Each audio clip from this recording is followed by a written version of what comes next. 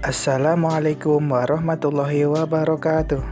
Perkenalkan, nama saya Muhammad Aziz Amrozi, calon guru penggerak angkatan 7 dari Kabupaten Kediri. Di sini saya akan melakukan aksi nyata pada modul 1.4 mengenai budaya positif. Berikut merupakan rancangan tindakan untuk aksi nyata.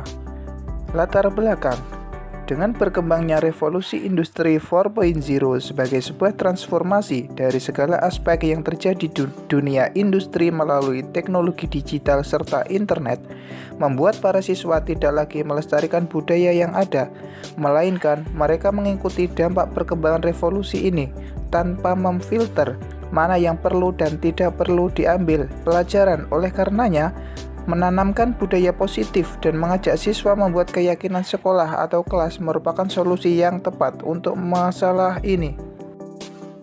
Tujuannya untuk mewujudkan karakter positif siswa sesuai dengan pelajar profil Pancasila, menumbuhkan budaya positif di sekolah dengan meyakini nilai-nilai kebajikan universal.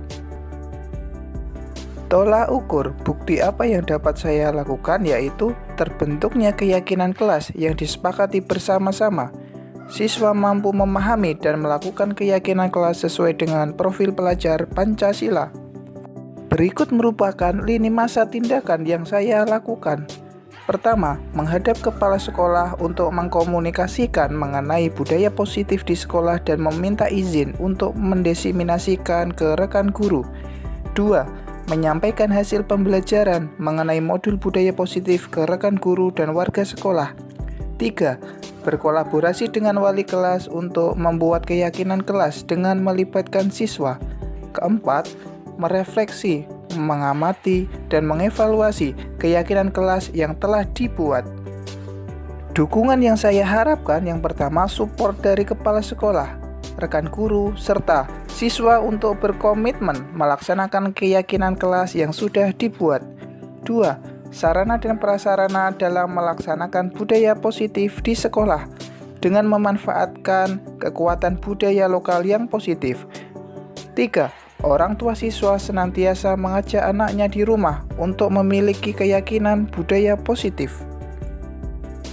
Nah, berikut merupakan hasil diseminasi saya mengenai budaya positif di sekolah pada hari Jumat tanggal 20 Januari 2022 yang diikuti oleh kepala sekolah, wakil kepala sekolah, serta rekan-rekan guru dan tenaga kependidikan di SMK Hasanuddin Pare, Kediri. Cek. Kita mulai ya Bapak Ibu. Assalamualaikum warahmatullahi wabarakatuh. Yang kami hormati Bapak Kepala Sekolah SMK Hasanuddin Pare, yang kami hormati Bapak Ibu Waka Kesiswaan, Waka Humas, Waka Sarpas, dan Waka Kurikulum. Alhamdulillahirrahmanirrahim. Pada hari ini kita bisa berkumpul dalam rangka dalam acara diseminasi, yakni pembebasan aksi nyata modul 1.4 pendidikan guru penggerak angkatan ini angkatan 7. Tidak lupa sholawat dan salam kita haturkan kepada junjungan kita Nabi Muhammad SAW, Nabi panutan kita yang kita tunggu-tunggu syafaatnya kelak di yaumil kiamah. Selanjutnya kami mengucapkan terima kasih kepada Bapak Ibu Guru dan dari mahasiswa PPL yang telah berkenan hadir pada acara kita kali ini. Izinkanlah saya sebagai pembawa acara untuk menyampaikan urutan acara pada hari ini. Yang pertama adalah pembukaan, yakni dengan suratul Fatihah. Yang kedua, sambutan dari Bapak Kepala SMK Hasanuddin Pare. Yang ketiga, yakni pemaparan materi dari narasumber kita, Bapak Aziz Amrozi. Selanjutnya ada sesi tanya jawab, dan yang terakhir adalah penutupan. Bapak dan Ibu, marilah acara ini kita buka dengan surat Al-Fatihah. Semoga acara kita pada pagi hari ini berjalan dengan lancar dan tentunya membawa manfaat untuk kita semuanya. Al-Fatihah.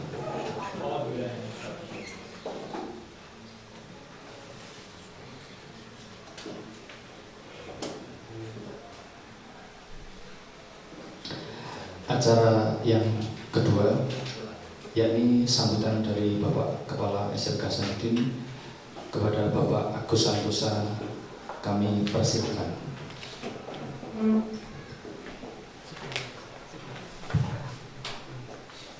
Assalamualaikum warahmatullahi wabarakatuh. Bismillahirrahmanirrahim. Alhamdulillahirabbil alamin. Allahumma sholli ala Muhammad wa sallim, la haula wa la quwata illa billahil aliyyil azim.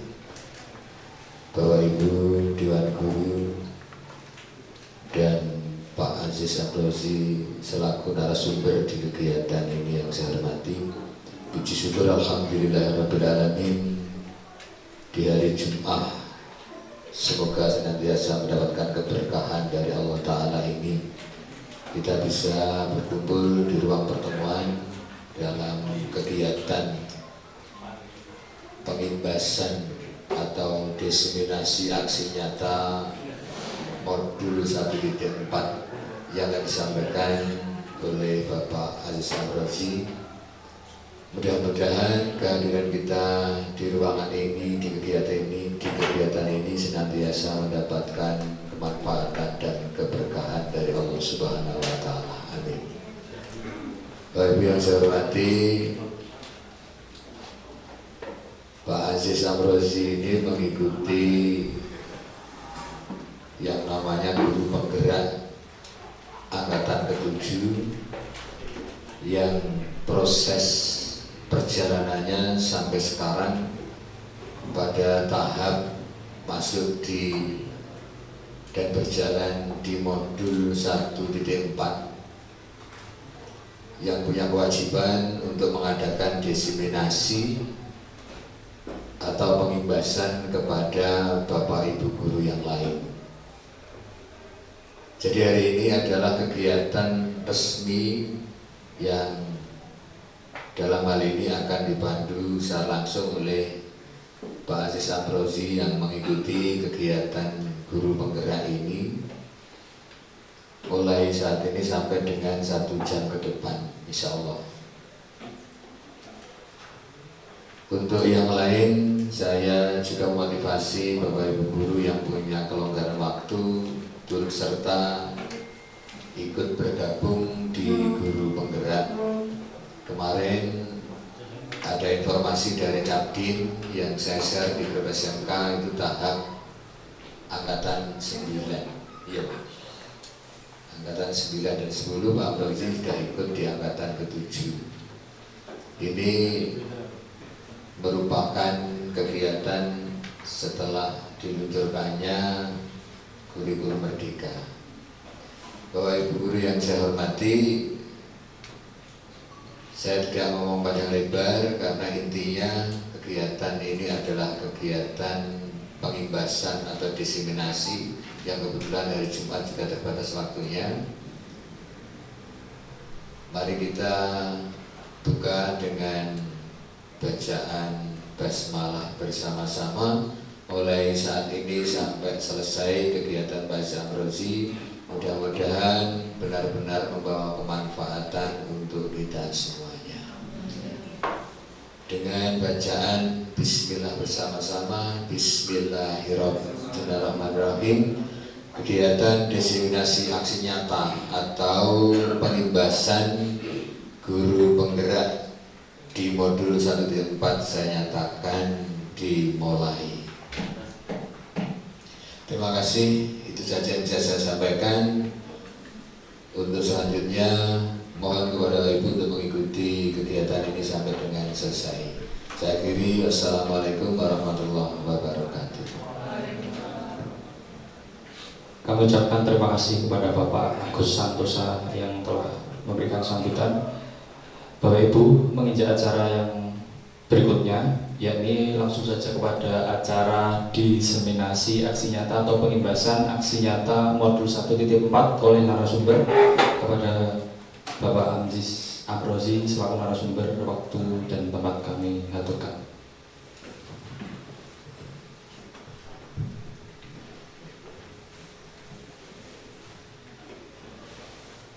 Assalamualaikum warahmatullahi wabarakatuh. Terima kasih yang terhormat Bapak Kepala Sekolah Bapak Agus Santosa, yang saya hormati Wakil Kepala Sekolah serta Bapak Ibu Kaprok serta guru SMK Hasanuddin yang berbahagia serta mahasiswa PKL dari Institut Agama Islam Hasanuddin. Di sini saya berterima kasih telah diberikan kesempatan waktu untuk mendesiminasikan hasil belajar saya selama mengikuti pendidikan guru penggerak. Pada kesempatan kali ini saya akan mencoba belajar bersama dengan rekan guru-guru di sekolah Hasanuddin ini kaitannya dengan modul budaya positif.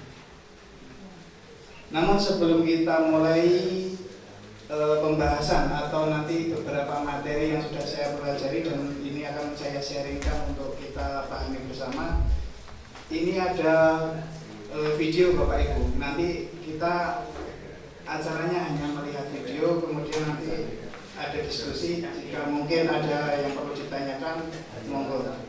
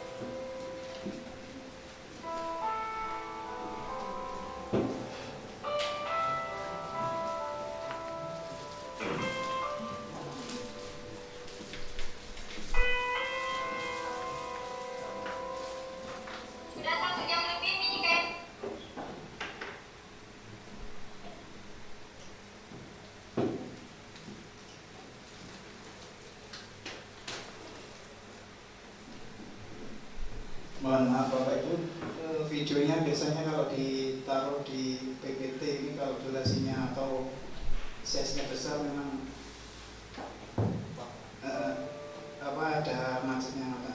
Ini ada videonya asli yang sudah saya download dari YouTube.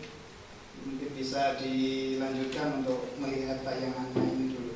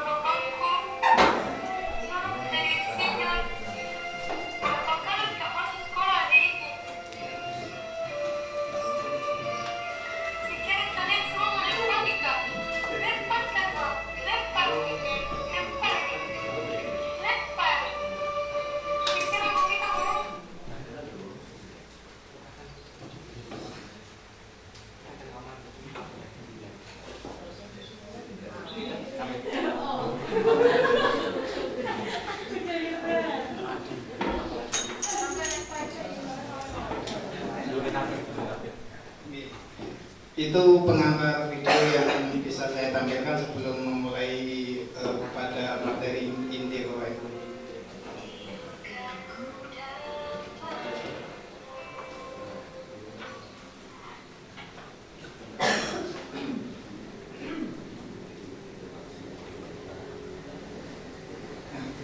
Sebelumnya juga saya sambil berdiri biar tidak ngantuk. Bapak Ki Hajar Dewantara itu Bapak pendidikan kita juga menyampaikan bahwa pendidikan itu memberikan tuntunan terhadap segala kekuatan kodrat yang dimiliki anak agar ia mampu mencapai keselamatan dan kebahagiaan yang setinggi-tingginya baik sebagai seorang manusia maupun sebagai anggota masyarakat. Oleh sebab itu, pendidik atau guru itu hanya dapat menuntun tumbuh atau hidupnya kekuatan kodrat yang ada pada anak-anak agar dapat memperbaiki lakunya. Itu kan dasarnya hidup dan tumbuhnya kekuatan kodrat anak, namun tetap memperhatikan kodrat zaman. Ki Hajar Dewantara sendiri membagi kodrat anak itu menjadi dua bagian, yaitu kodrat alam atau memang anak terlahir itu sudah dari bawaannya, dan juga kodrat zaman. Sesuai dengan zaman sekarang di era revolusi industri ini, guru juga harus mampu untuk mengemas pembelajaran sesuai dengan kodrat zamannya sekarang. Kemudian Bapak Ibu, ini ada pertanyaan pemantik. Yang pertama, hukuman dapat mendisiplinkan anak. Kira-kira setuju atau tidak? Kemudian yang kedua, pemberian hukuman dengan hal positif seperti membaca atau membersihkan halaman sekolah dapat meningkatkan disiplin anak. Yang ketiga, memberi penghargaan dapat meningkatkan motivasi belajar anak. Ini dari Bapak Ibu guru pasti memiliki jawaban yang berbeda antara setuju dan yang tidak setuju di ketiga pertanyaan ini.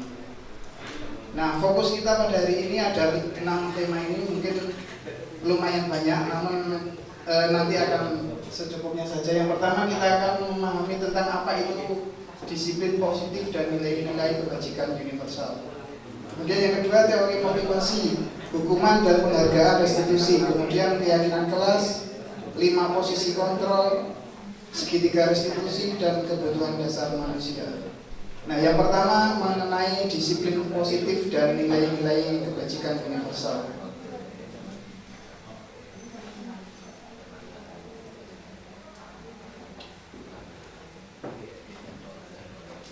Perubahan paradigma cara berpikir kita Bapak Ibu ya. Ini ada kegiatan berupa ilustrasi ada A dan B, Anda dan teman Anda atau Bapak Ibu yang berhadapan atau satu meja dalam pertemuan kali ini, coba Bapak Ibu genggam erat barang yang menurut Bapak Ibu itu berharga. Kira-kira mungkin bisa disampaikan atau dicoba, entah itu pulpen atau uang yang menurut Bapak Ibu benda tersebut sangat berharga.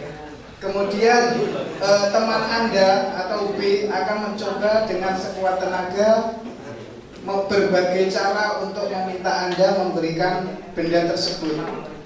Teman Anda bisa dengan cara membujuk, mengancam, menghardik, merayu, menyuap, apa saja dapat, sehingga Bapak Ibu yang memiliki benda tadi bisa membuka kepala tangannya dan diberikan.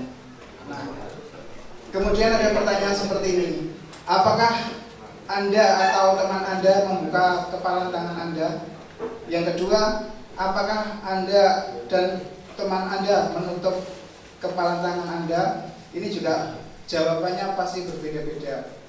Entah nanti bagaimana caranya merayu atau disokong, bagaimana supaya bisa memberikan apa yang menurutnya itu berharga. Namun yang ketiga ini Bapak Ibu, dalam kegiatan ini sesungguhnya siapa yang memegang kendali atau kontrol untuk membuka atau menutup kepala tangan? Yaitu jawabannya adalah diri kita yang memiliki hak itu sendiri. Bagaimanapun orang lain mempengaruhi kita, dengan cara apapun orang lain mempengaruhi kita, jika kita memiliki kendali kontrol, maka itu tidak akan bisa dibuka dengan cara apapun.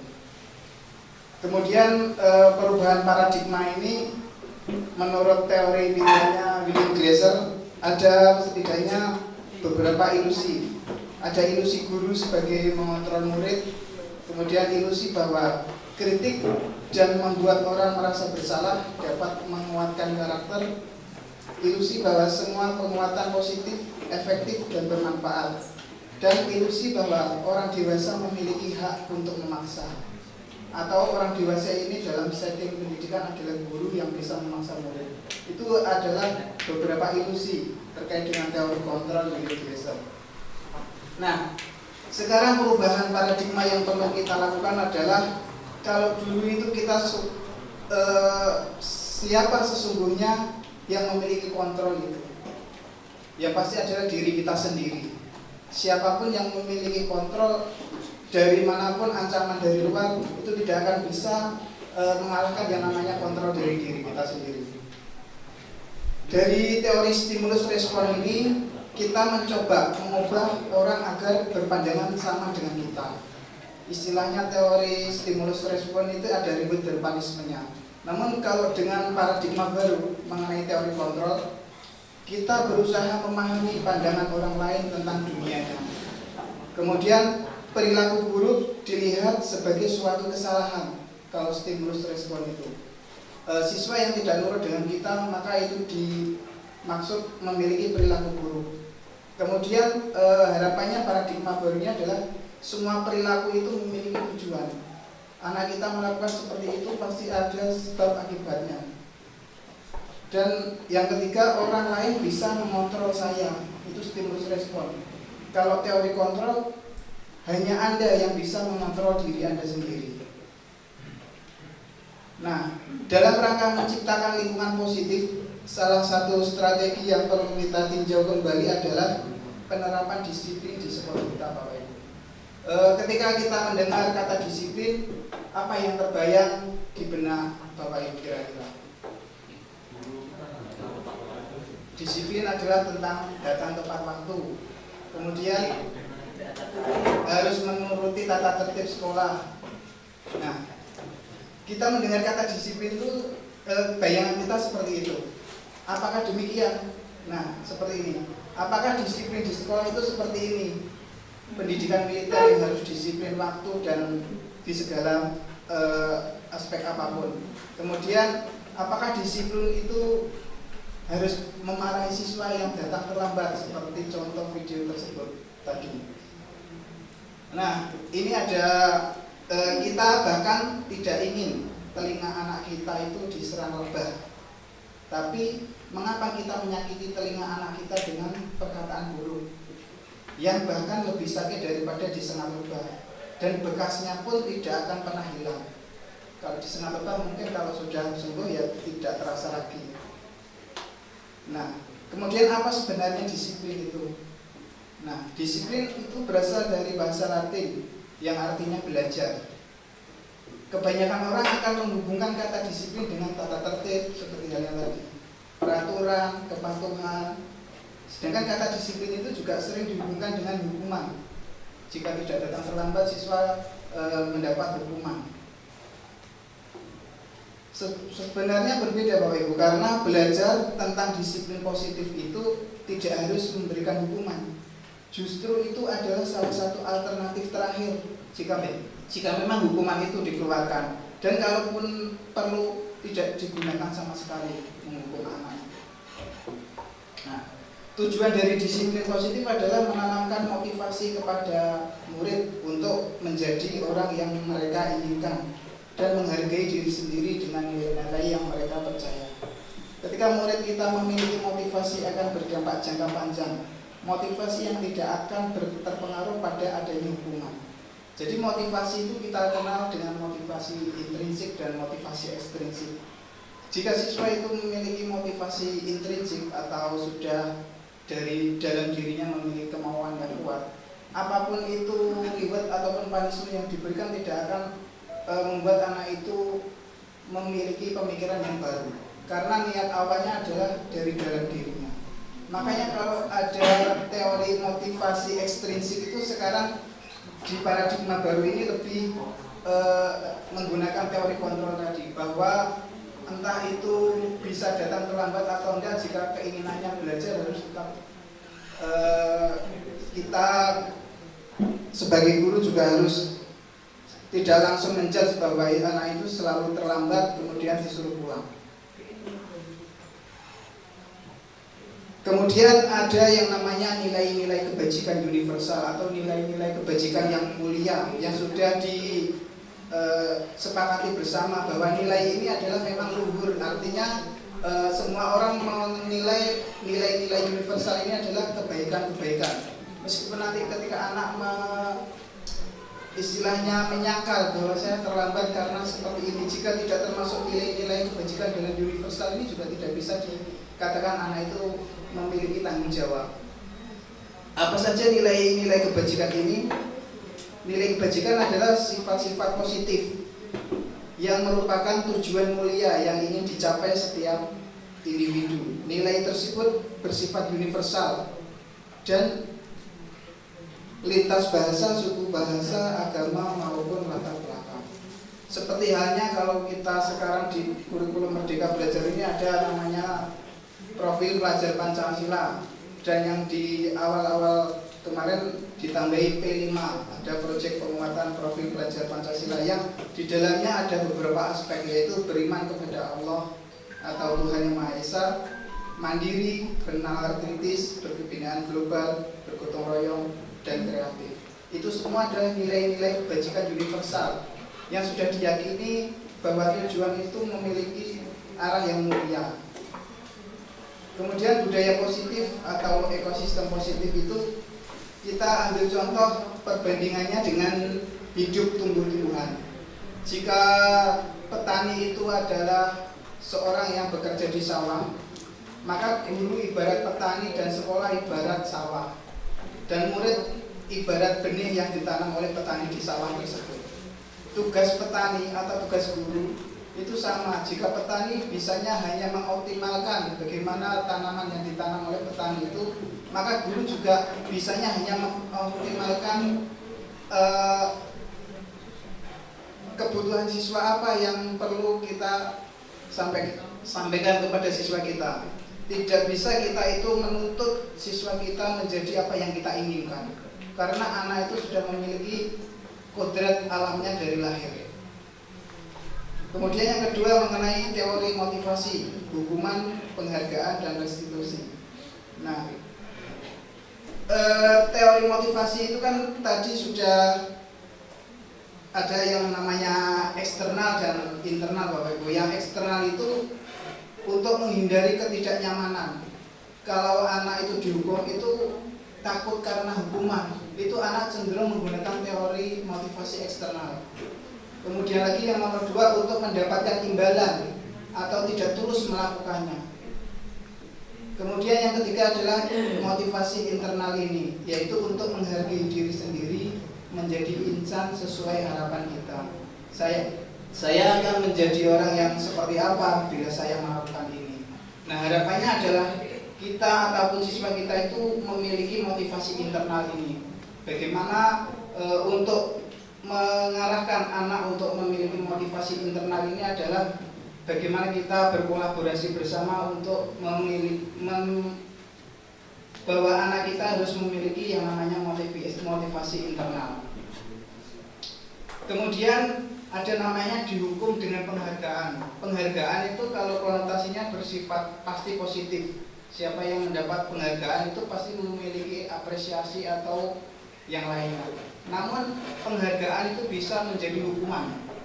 Bahwa penghargaan berlaku sama dengan hukuman.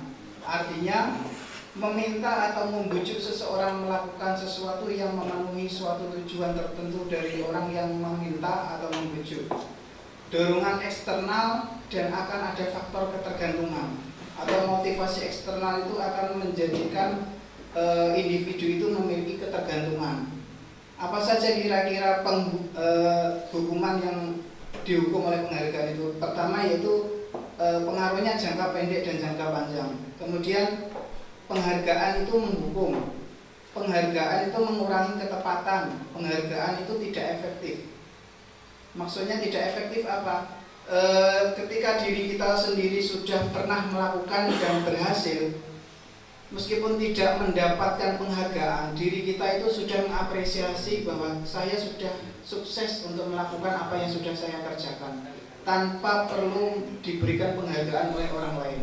Bahwa kepuasan tersendirilah ketika kita sudah mampu melakukan apa yang sudah kita harapkan. Jika disertai dengan penghargaan, entah itu berupa reward ataupun hadiah, itu akan menjadikan penghargaan itu sangat tidak efektif.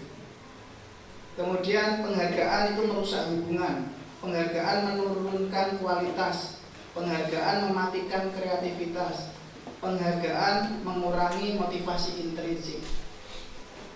Nah, ini contoh pengakuan yang bisa kita berikan atau apresiasi kebajikan. Yang pertama kaitannya dengan pembuka nilai kebajikan dan waktu kapan atau situasinya kapan kita bisa memberikan apresiasi itu. Yang pertama dengan kalimat kemarin saya perhatikan kamu menolong temanmu ya.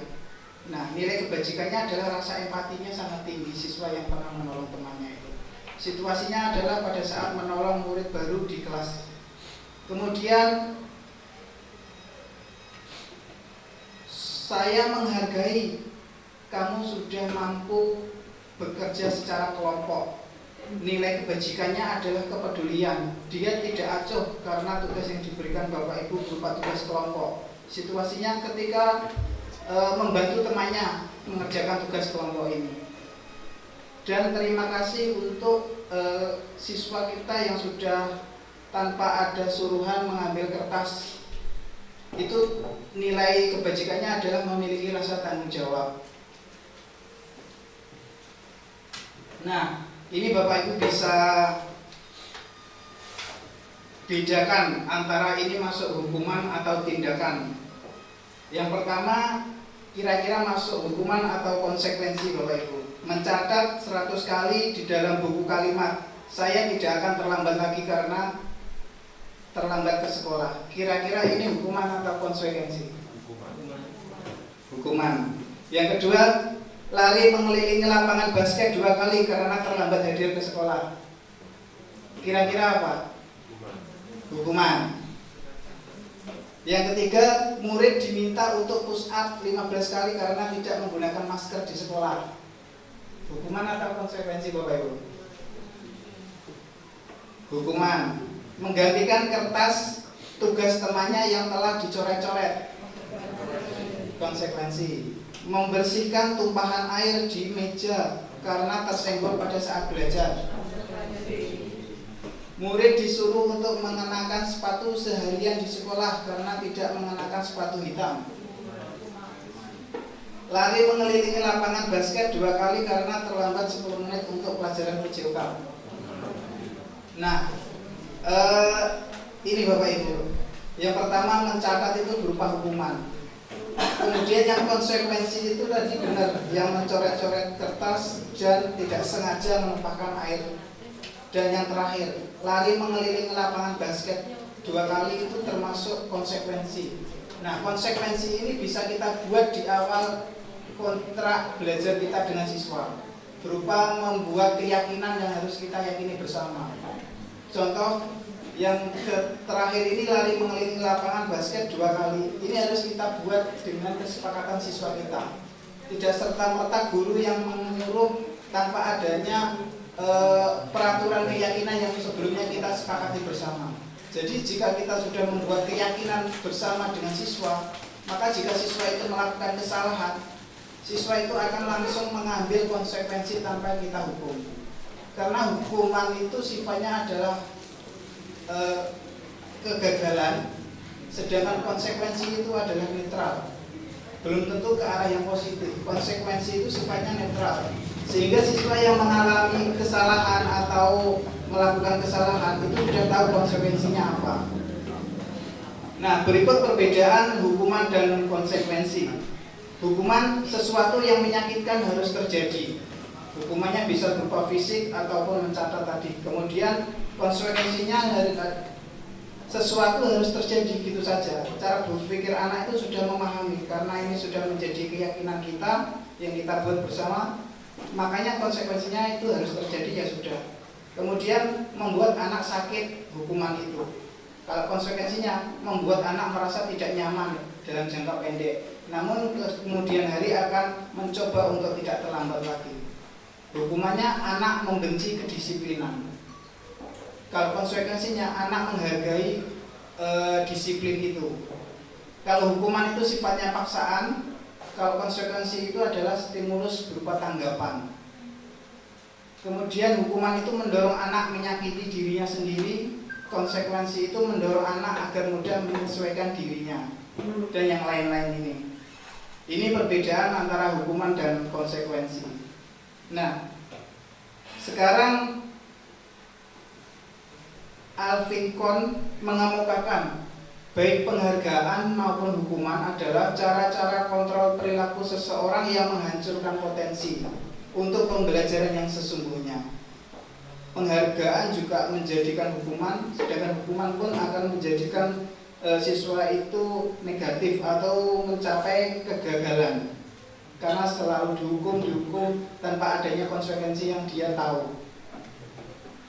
Nah, ini adalah cara yang ke arah positif Bapak Ibu. Kalau tadi hukuman adalah ke arah negatif dan konsekuensi itu adalah netral, sekarang restitusi. Restitusi apa? Restitusi adalah proses menciptakan kondisi bagi murid untuk memperbaiki kesalahan mereka, sehingga mereka bisa kembali kepada kelompok mereka dengan karakter yang lebih kuat. Restitusi juga merupakan proses kolaboratif yang mengajarkan murid untuk mencari solusi untuk masalah mereka dan membantu murid berpikir tentang orang seperti apa yang mereka ingin menjadi atau tujuan mulia, dan bagaimana mereka harus memerlukan orang lain menurut dosen 2004. Nah, ini bedanya Bapak Ibu.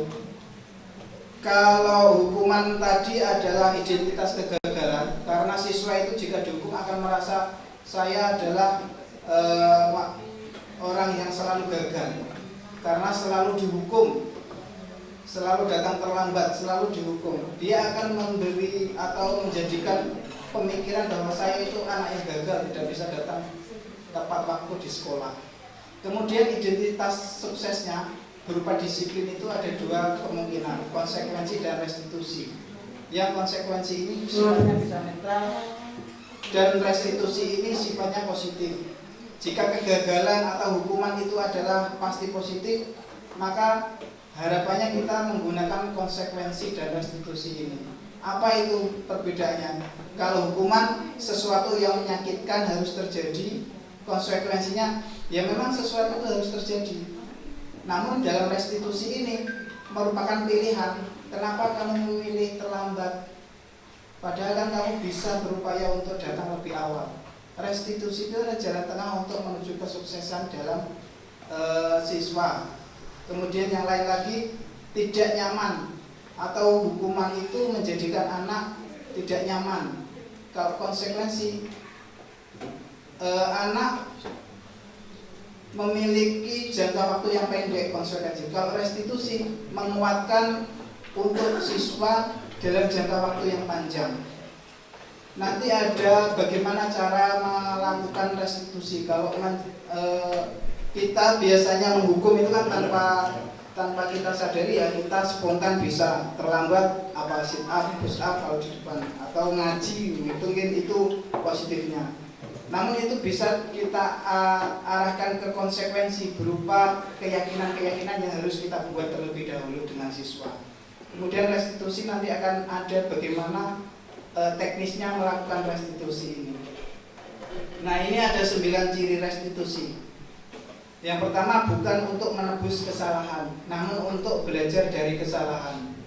Restitusi memperbaiki hubungan. Restitusi itu sifatnya adalah tawaran, bukan paksaan. Restitusi menuntun untuk melihat ke dalam diri. Restitusi mencari kebutuhan dasar yang mendasari tindakan.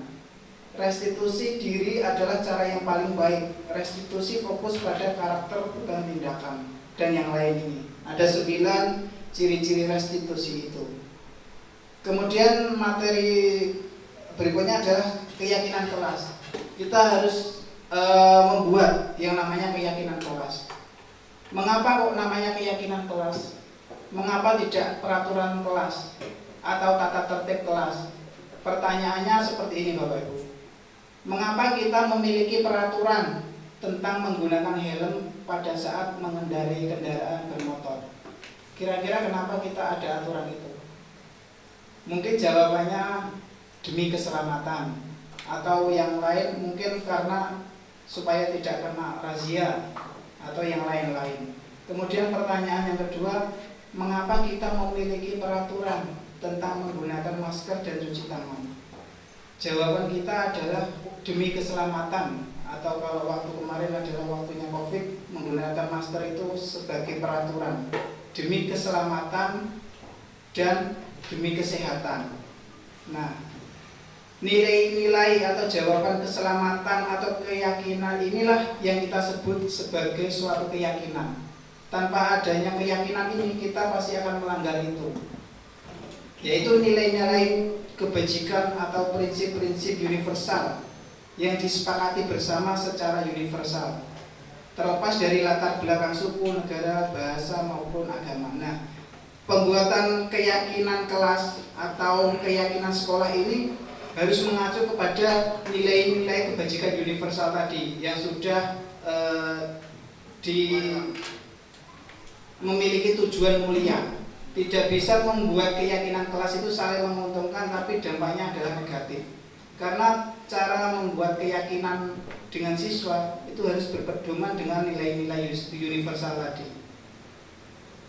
Nah, seperti halnya dalam profil pelajar Pancasila ini juga termasuk nilai-nilai kebajikan universal mengenai beriman kepada Tuhan Yang Maha Esa, kemudian harus berkebinekaan global, bergotong royong, kreatif, bernalar kritis, dan mandiri. Ini semua adalah bingkai dari profil pelajar Pancasila dari nilai-nilai kebajikan universal itu. Sekarang seperti ini contohnya keyakinan kelas yang sudah dibuat dari yang saya ambil ini. Kesepakatan kelas itu datang tepat waktu contohnya, dan mengucapkan salam ketika masuk kelas. Itu harus kita buat dengan siswa kita di kelas masing-masing. Kemudian harus menjaga kebersihan sekolah. Kemudian berdoa sebelum dan sesudah kegiatan, aktif dalam pembelajaran. Nah, di sini ada lagi kami guru dan murid. Jadi yang membuat kesepakatan itu tidak hanya guru saja yang membuat, namun harus melibatkan anggota kelasnya, yaitu murid dalam hal ini. Dan konsekuensi atau kesepakatan ini harus kita yakini bersama, guru dan murid yang saling menyayangi. Kami murid yang sangat belajar, kami murid yang peduli dengan teman-teman.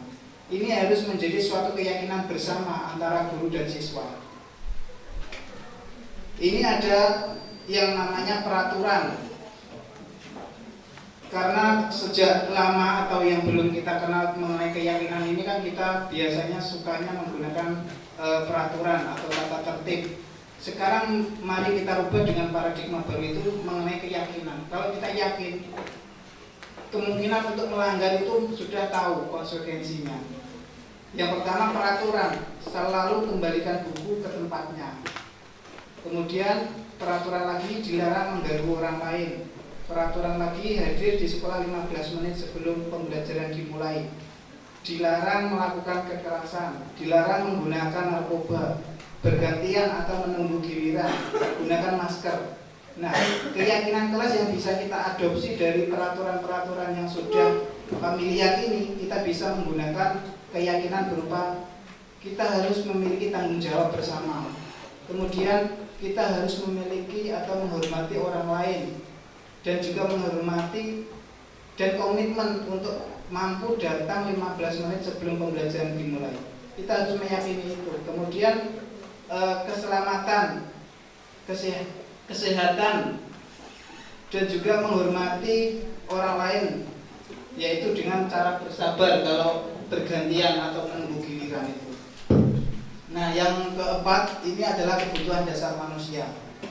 Kebutuhan dasar manusia ini menurut William Glasser ada 5 kebutuhan. Yang pertama adalah kebutuhan bertahan hidup, kemudian cinta dan kasih sayang, kesenangan, kebebasan, dan penguasaan. Cinta dan kasih sayang ini penting Pak Iin, karena ini termasuk kebutuhan dasar biologis manusia Bapak Ibu. Kalau yang namanya kebutuhan dasar, ya pasti kita harus mengikuti itu, karena namanya kebutuhan. Yang pertama mengenai kebutuhan bertahan hidup atau survival. Ini sifatnya adalah fisiologis. Manusia itu memiliki kebutuhan, misalnya makan, memiliki rumah, ataupun tempat tinggal. Itu adalah kebutuhan bertahan hidup. Kemudian yang kedua adalah cinta dan kasih sayang. Biasanya anak-anak yang memiliki kebutuhan dasar cinta dan kasih sayang yang tinggi ingin disukai dan diterima oleh lingkungannya. Mereka juga akrab dengan orang tua. Biasanya mereka belajar karena suka pada guru tertentu. Ini adalah cinta dan kasih sayang. Yang ketiga adalah penguasaan atau kebutuhan pengakuan atas kemampuan. Anak-anak yang memiliki kebutuhan dasar akan kekuasaan yang tinggi biasanya selalu ingin menjadi pemimpin. Mereka juga suka mengamati sebelum mencoba hal baru dan merasa kecewa bila melakukan kesalahan. Dan yang keempat adalah kebebasan. Kebutuhan untuk bebas adalah kebutuhan akan kemandirian, otonomi, memiliki pilihan, dan mampu mengendalikan arah hidup seseorang. Dan yang terakhir adalah kebutuhan dasar berupa kesenangan. Setiap manusia pasti perlu yang namanya kesenangan ini. Begitu juga anak-anak dengan kebutuhan ini. Kesenangan yang tinggi biasanya ingin menikmati apa yang dilakukan atau tidak mau teratur. Mereka juga konsentrasi tinggi saat mengerjakan hal yang disenangi. Karena senang, mungkin dalam pelajaran tertentu dia akan masuk terus. Atau sebaliknya, mereka suka bermain dan suka mengoleksi barang, suka bergurau, suka melucu, dan juga menggemaskan. Karena itu sifatnya adalah kebutuhan dasar berupa kesenangan. Nah, ini yang mungkin bisa menjadi cermin kita Bapak Ibu sebagai guru yang mendampingi belajar siswa di sekolah. Ada namanya 5 posisi kontrol bagi guru. Mungkin dari rekan-rekan semuanya nanti bisa bercermin, ternyata saya selama ini masuk di 5 posisi ini yang mana. Mengemukakan bahwa guru perlu meninjau kembali penerapan disiplin di dalam ruang-ruang kelas kita selama ini. Apakah telah efektif? Apakah berpusat memerdekakan dan kemandirian murid? Bagaimana dengan mengapa? Melalui serangkaian riset dan terstandar pada teori kontrolnya William Glasser dan dosen, menyimpulkan ada setidaknya 5 posisi kontrol yang diterapkan seorang guru atau orang tua atau atasan dalam melakukan kontrol itu. Yang pertama adalah sebagai penghukum. Bagaimana nanti sebagai penghukum itu nanti akan ada videonya. Yang kedua sebagai pembuat merasa bersalah. 3 sebagai teman. 4 sebagai pemantau. Dan yang kelima sebagai manajer. Nah ini posisi kontrol yang pertama, guru sebagai penghukum.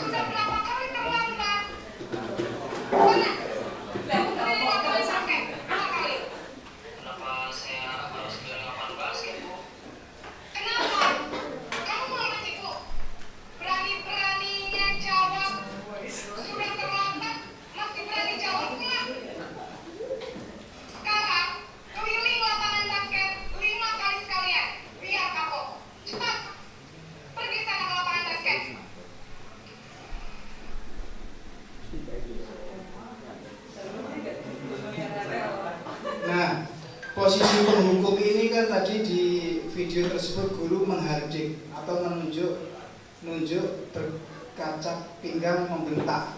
Kemudian hukuman verbal berupa kalimat-kalimat yang mungkin bagi anak itu menyakitkan telinganya. Ditambah lagi dengan fisik, lari mengelilingi lapangan basket 5 kali. Dampaknya apa bagi yang dihukum itu atau bagi murid? Yaitu murid menjadi pendendam atau tidak suka dengan kontrol guru yang sebagai penghukum ini. Kemudian yang kedua adalah tidak menyukai guru atau mata pelajarannya.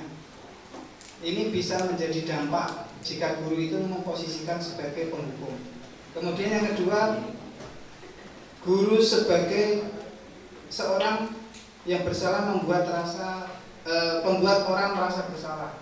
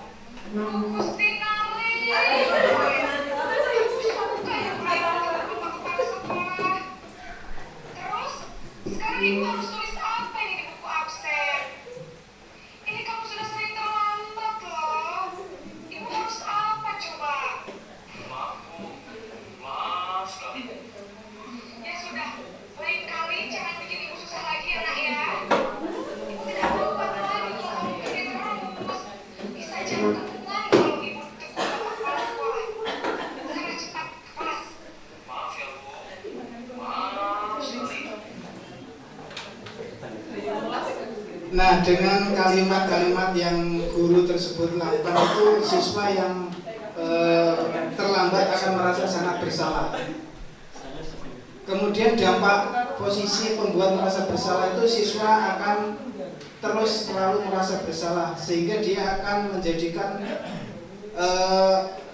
pola berpikirnya itu saya adalah orang yang gagal. Kemudian akan menjadi siswa tersebut rendah diri dan akan menarik diri dari lingkungannya karena selalu disuruh gurunya itu dengan cara nggak kasihan apa dengan saya, seperti itu gurunya. Kemudian yang ketiga, ini guru sebagai teman.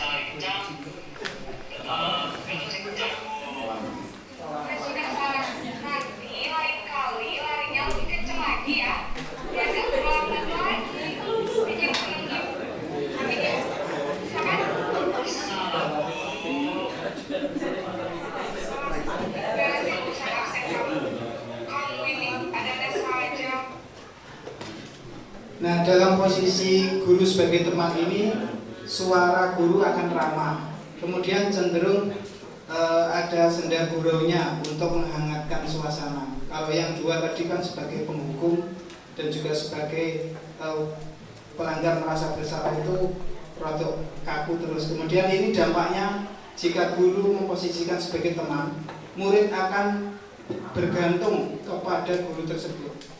Dan murid tidak mandiri, tidak bisa berpikir untuk dirinya sendiri. Kemudian posisi guru yang keempat, yaitu sebagai pemantau atau monitor.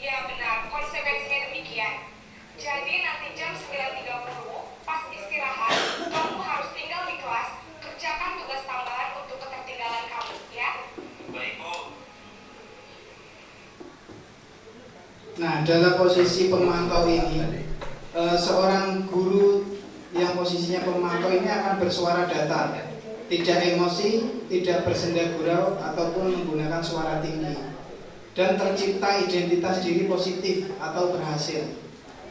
Kemudian posisi pemantau ini perlu senantiasa memantau pada saat murid diberikan sanksi, maka guru pun harus selalu mengawasi. Dampaknya apa? Dampaknya murid akan menghitung konsekuensi dan hadiah tanpa memahami sepenuhnya nilai-nilai kebajikan yang sudah dituju, dan tidak sepenuhnya mandiri, masih ada ketergantungan. Dan yang terakhir adalah posisi guru sebagai manajer.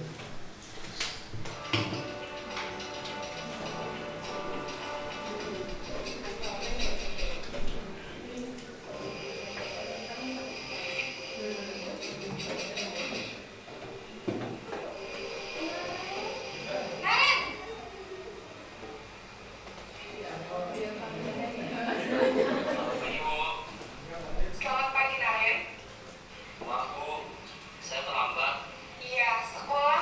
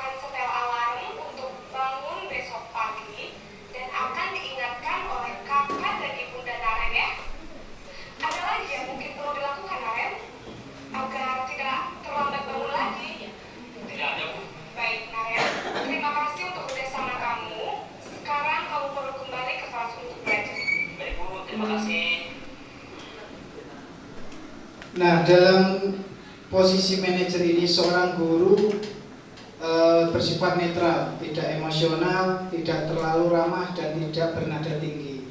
Tercipta identitas positif atau berhasil. Guru akan dengan tulus mengajukan pertanyaan bermakna agar membuka pikiran murid. Guru membimbing murid untuk memecahkan masalahnya secara mandiri tanpa kita berikan suatu opsi. Jadi posisi manajer ini guru tidak yang memberikan solusi, hanya menggiring untuk siswa itu mendapatkan solusinya secara mandiri. Dampaknya apa? Dampaknya murid akan mandiri dan akan percaya diri dapat memecahkan masalahnya. Ini ada beberapa pertanyaan. Saya kecewa sekali dengan kamu. Siapa yang mengatakan ini? Pasti pembuat guru sebagai posisi pembuat orang merasa bersalah. Kemudian yang kedua, kamu tidak pernah benar melakukannya. Ini adalah sebagai posisi penghukum. Ayolah lakukan demi ibu atau bapak. Ini adalah sebagai guru. Kemudian apakah kamu mau mendapatkan stiker bintang hari ini? Ini sebagai pemantau. Kemudian yang sebagai manajer, bagaimana kamu bisa menyelesaikan masalah ini? Jadi pertanyaan sebagai seorang guru itu harusnya bersikap sebagai posisi manajer, tidak yang memberikan solusi, namun mencoba untuk siswa digiring supaya mendapatkan solusi secara mandiri. Kemudian sebagai penghukum yang di bawah sendiri, yang paling bawah, kamu selalu yang paling terakhir. Itu adalah posisi guru yang selalu menghukum. Nah, ini ada beberapa perbedaan antara 5 posisi kontrol ini. Kalau penghukum dan pembuat rasa bersalah ini adalah akan menjadikan dampak berupa siswa memiliki identitas gagal. Kalau guru sebagai teman dan pemantau, ini akan menjadikan identitas berhasil atau sukses. Namun jika guru itu memposisikan sebagai manajer, identitas berhasil atau sukses, pasti kalau manajer itu, karena penggunaan kalimat yang digunakan ketika siswa memiliki masalah itu lebih ke arah yang siswa itu harus memiliki solusi sendiri. Beda dengan yang penghukum atau pembuat rasa bersalah, itu cenderung menghardik ataupun menyuruh siswa sit up, push up. Itu akan menjadikan siswa memiliki identitas kegagalan. Buktinya apa? Buktinya ketika siswa yang memiliki kesalahan berupa datang terlambat, pasti akan siswa tersebut terus-terusan. Tidak akan siswa yang pernah tidak datang terlambat itu pernah terlambat sekali. Ketika kita gunakan pendekatan sebagai posisi kontrol dengan posisi teman atau pemantau, bahkan kalau ada salah seorang siswa kita itu yang baru sekali terlambat, hendaknya kita memposisikan kita sebagai manajer dengan menanyakan seperti halnya video pertama tadi, tidak langsung tidak masuk pertama kali atau terlambat sekali dihukum, terlambat 2 kali dihukum. Karena setiap anak itu memiliki kebutuhan dasar yang kita tidak tahu. Apalagi di video yang awal tadi adalah karena kebutuhannya merawat orang tuanya yang sedang sakit. Nah, yang terakhir adalah bagaimana cara menggunakan segitiga restitusi. Nah, segitiga restitusi tadi adalah suatu proses menciptakan kondisi bagi murid untuk memperbaiki kesalahan mereka, sehingga mereka bisa kembali pada kelompok mereka. Siswa yang memiliki masalah itu tetap bisa diterima oleh kelasnya atau dengan kelompoknya, tanpa ada temannya yang lain itu mengecilkan dia.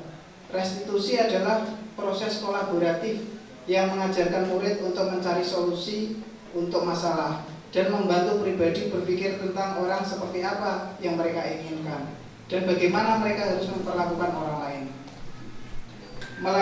Melalui restitusi, ketika murid berbuat salah, guru akan menanggapi dengan cara yang memungkinkan murid untuk membuat evaluasi internal tentang apa yang dapat mereka lakukan untuk memperbaiki kesalahan mereka dan mendapatkan kembali harga dirinya. Nah, ini namanya segitiga restitusi. Kenapa segitiga? Karena harus segitiga itu memiliki sudut yang harus nyambung. Pertama adalah paling bawah ini Bapak Ibu, yaitu menstabilkan identitas. ketika siswa kita memiliki masalah, kita dengan tahap pertama adalah mampu menstabilkan identitasnya. Bagaimana cara menstabilkan identitas ini? Yaitu dengan pertanyaan atau suatu tanggapan, setiap orang pasti pernah melakukan kesalahan ya. Kemudian kamu bukan satu-satunya yang pernah melakukan kesalahan terlambat ini. Bapak ibu guru juga waktu dulu sekolah pernah terlambat. Itu salah satu kalimat untuk menstabilkan identitas, bahwa siswa yang sudah memiliki masalah itu tidak merasa down atau merasa dia sudah sangat bersalah.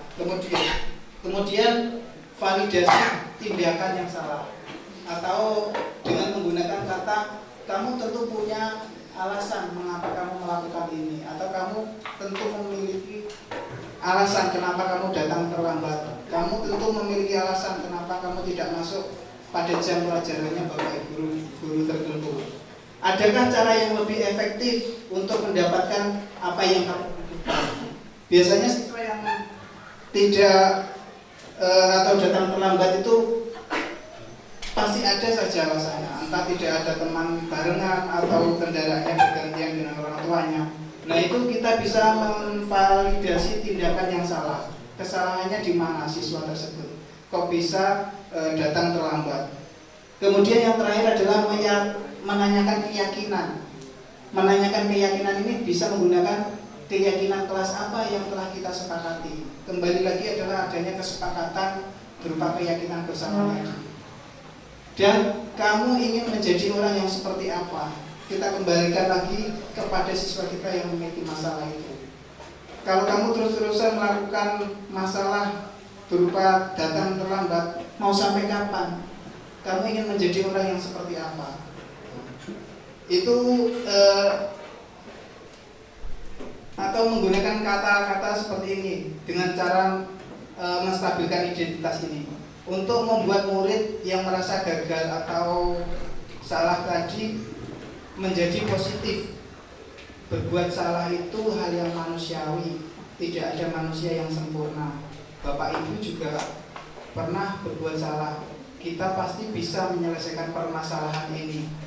Bapak ibu tidak tertarik untuk mencari tahu siapa yang salah dan siapa yang benar. Bapak ibu lebih tertarik untuk menyelesaikan masalah ini. Kalau kamu menyalahkan dirimu sendiri terus menerus, apakah kamu bersikap baik pada dirimu? Ini salah satu beberapa kalimat untuk menstabilkan identitas. Kemudian kalimat lain yang bisa guru lakukan adalah kamu bisa saja kan melakukan hal yang lebih buruk, tapi kamu tidak melakukan hal itu. Ini memvalidasi tindakan yang salah. Kemudian kamu pasti punya alasan mengapa melakukan ini. Apa yang penting bagi kamu? Kamu boleh tetap berusaha menjaga sikap itu, tapi tambahkan sikap yang lain, yang baru. Maukah kamu belajar cara lain untuk mendapat yang kamu butuhkan tanpa harus memukul?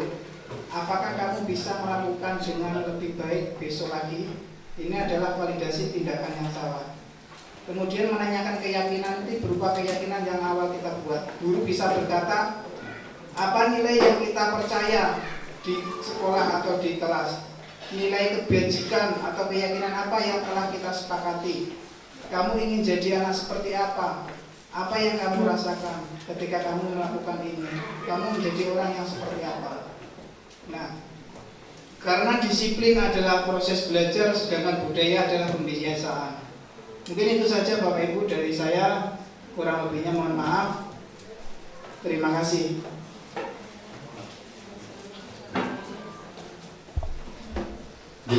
Terima kasih kepada Bapak pemateri, Bapak Aziz Amrozi yang telah memaparkan materi tentang diseminasi kali ini. Bapak Ibu, untuk melengkapi acara kita pada siang hari ini, kami membuka sesi tanya jawab kepada pemateri.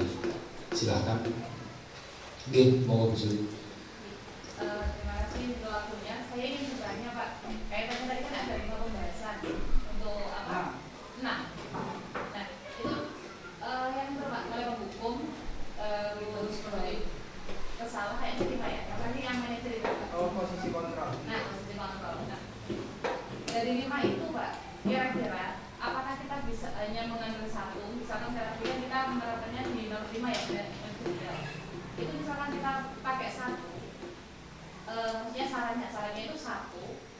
lima-limanya atau bagaimana?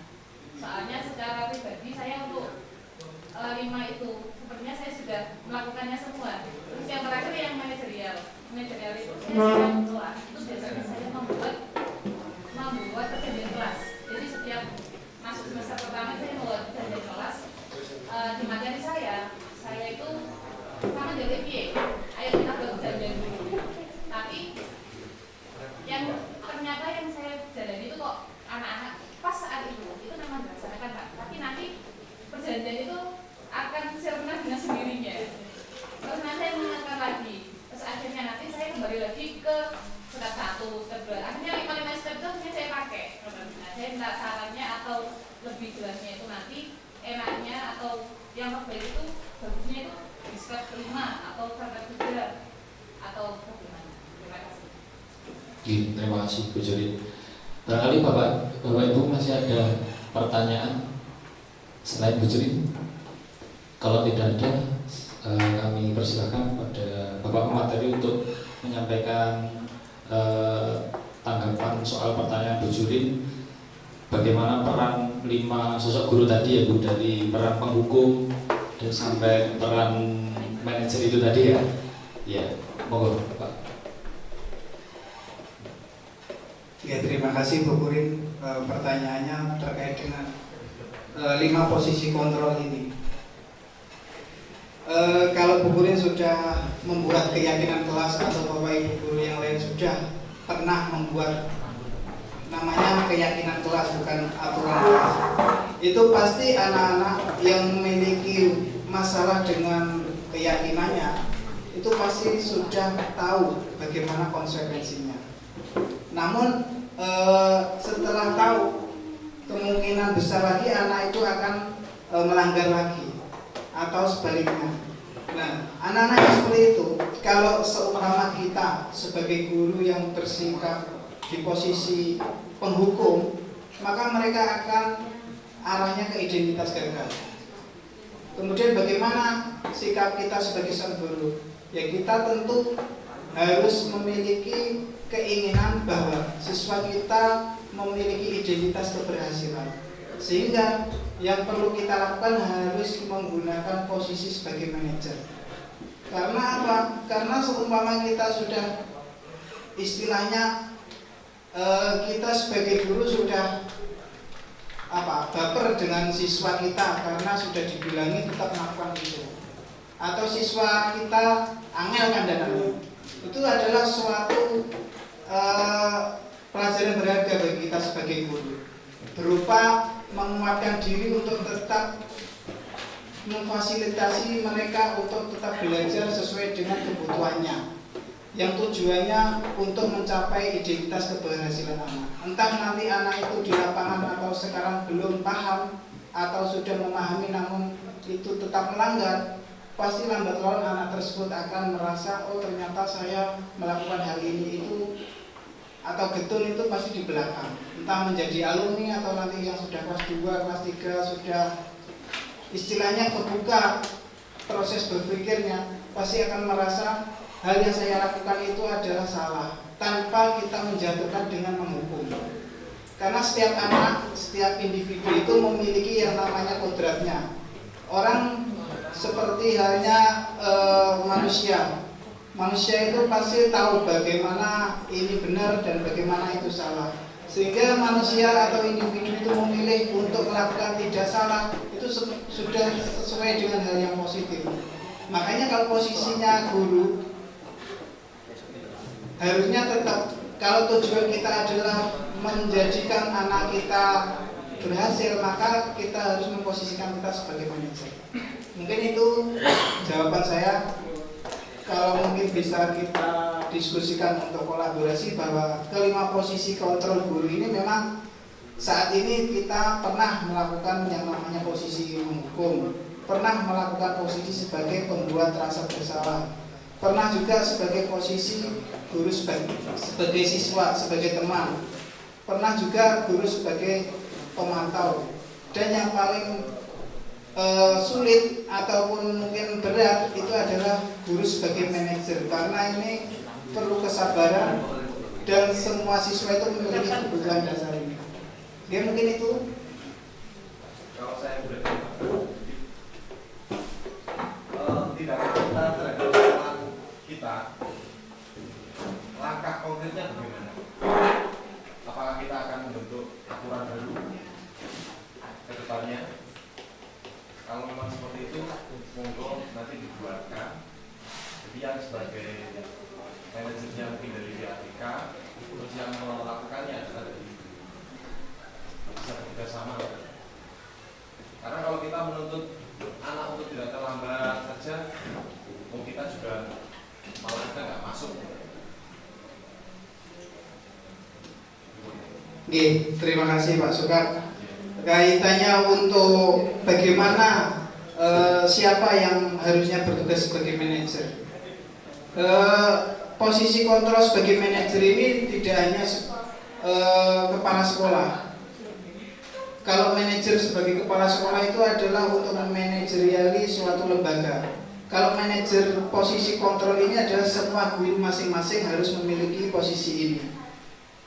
Entah itu kaitannya nanti dengan permasalahan, mungkin siswa dalam pelajarannya Bapak Ibu yang memiliki permasalahan hal yang kecil, guru seyogyanya menggunakan atau memposisikan dirinya sebagai manajer. Nah, cara memposisikan sebagai manajer tadi adalah dengan cara menanyakan tentang ini, menggunakan segitiga restitusi ini. Cara untuk menstabilkan identitas dengan cara menanyakan setiap manusia pernah melakukan kesalahan. Namun fokus kita adalah mencari solusi, tidak menyalahkan kamu dan tidak membenarkan kamu. Ini adalah suatu cara yang namanya segitiga restitusi ini. Siapa yang akan melakukan ini? Ya kita semua Bapak Ibu. Kaitannya dengan siswa kita. Tidak hanya ini fokusnya dengan peraturan sekolah, ini kaitannya dengan keyakinan kita bersama bahwa tugas kita adalah berkolaborasi bersama, tidak saling memilih ini tugasnya siapa atau ini harusnya yang menangani siapa. Namun ini adalah PR kita bersama untuk membuat lembaga kita itu yang semula belum melakukan seperti ini. Dengan adanya saya dapat pemahaman baru ini, saya mengajak Bapak Ibu untuk kolaborasi melakukan hal ini. Kemudian lagi caranya adalah memvalidasi tindakan ini. Guru bisa menggunakan kata-kata yang tidak menyakiti telinga murid, yaitu dengan kata-kata yang baik. Sebenarnya kan kamu bisa melakukan hal yang lebih buruk, namun kenapa kamu tidak melakukannya? Itu kan seolah-olah mengangkat anak itu tidak terlalu merasa bersalah.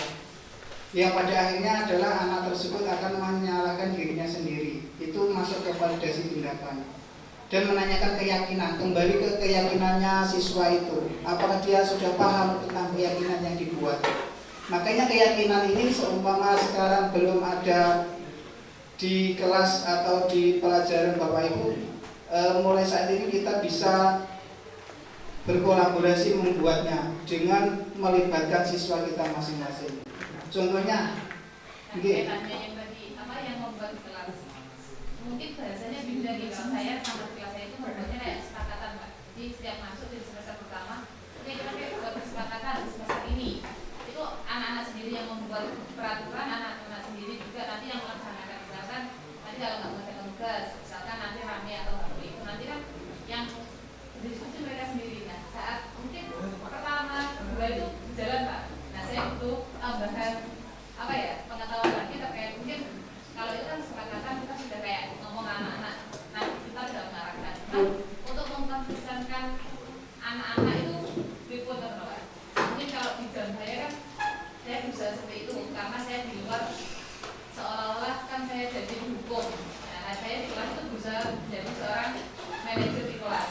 Makanya saya berusaha kasih anak-anak peraturan itu segala peraturan jadi atau nomor BB saya hanya yang mengontrol. Tapi itu nanti tidak akan berjalan ramah apa ya pas saya jalan ini saya takutnya itu biar bertahan lama itu gimana ya, makanya kalau saya kembali keluar saya nanti menjadi hukum lagi di luar kelas itu. Mungkin saya bisa nambahi ke kelihatannya dari sini kita kan itu berarti kan salah total, penerapan kita yang kita lakukan kan salah total. cara menyuruh anak pulang. Padahal di sini kan harusnya tidak boleh menyuruh anak pulang. Jadi ini kan harus mengetahui kebijakan dari kepala sekolah juga. Apakah kita harus merubah itu dengan keyakinan yang baru dan nanti bisa kita buat seperti kalau dulu peraturan, kalau sekarang adalah keyakinan. Jadi paling tidak kita harus sosialisasi, membuat apa ya, secara tertulis gitu loh, agar semua itu bisa paham. Oke, kalau terkait dengan keyakinan sekolah itu nanti sifatnya adalah secara lembaga. Namun untuk keyakinan kelas, mungkin Bapak Ibu secara individu bisa melakukannya di kelasnya Bapak Ibu.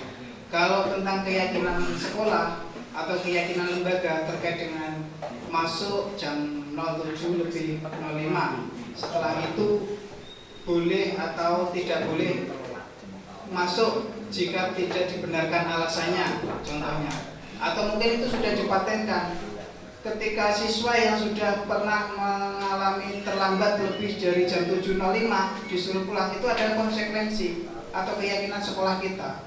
Mau tidak mau siswa tersebut juga harus mengikuti karena itu yang sudah kita yakini bersama. Nah, dalam hal ini keyakinan untuk siswa yang datang terlambat lebih dari 07.05 suruh pulang itu berupa konsekuensi yang sudah menjadi keyakinan lembaga kita atau keyakinan sekolah kita. Beda lagi dengan keyakinan kelas, itu kaitannya dengan melibatkan siswa di kelas yang Bapak Ibu ajar. Kemudian lagi kaitannya dengan bagaimana Bu Puri tadi manajer itu ya. Ya kembali lagi kaitannya dengan permasalahan siswa. Setiap siswa itu pasti memiliki yang namanya kebutuhan dasar tadi. Kembali lagi kebutuhan dasar. Anak sudah disiplin, anak sudah meyakini keyakinan yang sudah dibuat, namun di lain hari pasti melakukan yang namanya kesalahan atau dia melakukan tidak sesuai dengan yang sudah kita yakini bersama. Di kala itu mungkin ada kebutuhan dasar pada anak tersebut.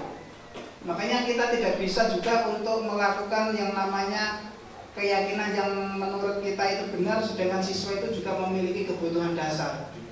Makanya di awal tadi ada namanya materi tentang kebutuhan-kebutuhan mereka yang perlu kita pahami. Tidak hanya kita yang menegakkan keyakinan itu, namun kita harus tahu waktu tertentu anak memiliki kebutuhan apa. Kalau dalam video awal tadi adalah kebutuhannya masih menunggui orang tuanya, atau waktu yang lain mungkin perlu pulang lebih awal dengan alasan tertentu. Sehingga proses komunikasi ini terkait dengan keyakinan itu kita perlu sepakati ulang. Seperti itu Bu Puri. Berarti kita tidak perlu merubah peraturan yang sudah ada di sekolah ini. Kalau sudah ada peraturan atau keyakinan tersebut, tinggal kita mensosialisasikan kepada mereka. Kalau seumpama sampun kaitannya dengan sosialisasi keyakinan tentang jam masuk, kalau siswa sudah datang lebih dari jam yang sudah kita tentukan, boleh kita tidak menerima siswa tersebut untuk masuk ke sekolah. Karena itu adalah keyakinan lembaga atau keyakinan sekolah. Ngoten.